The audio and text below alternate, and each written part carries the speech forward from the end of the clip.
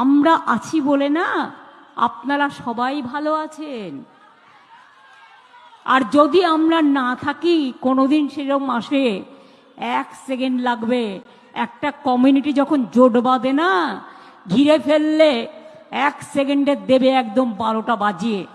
যদি নিজেদের 13টা বাজাতে না চান, বিজেপির অপপ্রচারে কেউ ভুল বুঝবেন না। কি কি বললেন? আরেকবার শুনি। একটা কমিউনিটি যখন জোট বাঁধে না, ঘিরে ফেললে 1 সেকেন্ডে দেবে একদম 12টা বাজিয়ে। একটা কমিউনিটি যখন জোট বাঁধে না, ঘিরে ফেললে 1 সেকেন্ডে দেবে একদম 12টা বাজিয়ে। একটা কমিউনিটি যখন জোট বাঁধে না, ঘিরে ফেললে 1 সেকেন্ডে দেবে একদম 12টা বাজিয়ে। যদি নিজেদের 13টা বাজাতে না চান, বিজেপির অপপ্রচারে কেউ ভুল বুঝবেন না। কমিউনিটি বলতে কি বোঝায়? কমিউনিটি কিছেন? Schedule caste community? Third gender community? কি বলতে চাইছেন মুখ্যমন্ত্রী মমতা বন্দ্যোপাধ্যায়? না, বুঝতে কারোর বাকি নেই। তিনি মুসলিম কমিউনিটির কথাই বলছেন। বাংলার মুসলিম কমিউনিটি। বাংলা থেকে আলাদা করছেন, বিচ্ছিন্ন করছেন তিনি মুসলিম কমিউনিটিকে।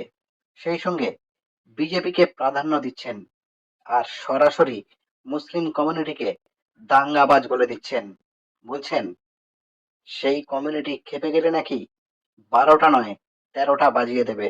অর্থাৎ মুসলিমদের প্রকাশ্যে এবং প্রকাশ্য দিবালোকে জঙ্গি বললেন মুখ্যমন্ত্রী মমতা ব্যানার্জি।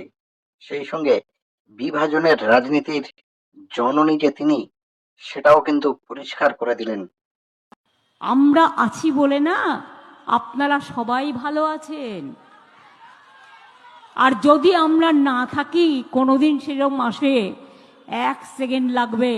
একটা কমিউনিটি যখন জোট বাঁধে না, ঘিরে ফেললে 1 সেকেন্ডে দেবে একদম 12টা বাজিয়ে।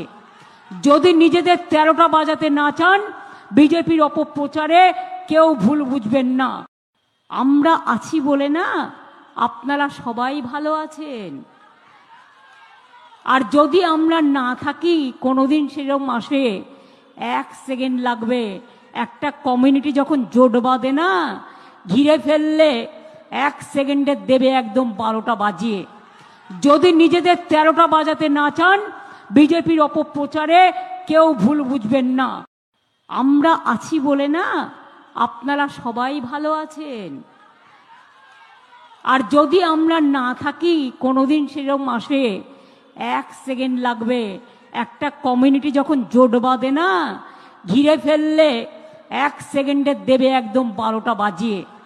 যদি নিজেদের 13টা বাজাতে না চান, বিজেপির অপপ্রচারে কেউ ভুল বুঝবেন না।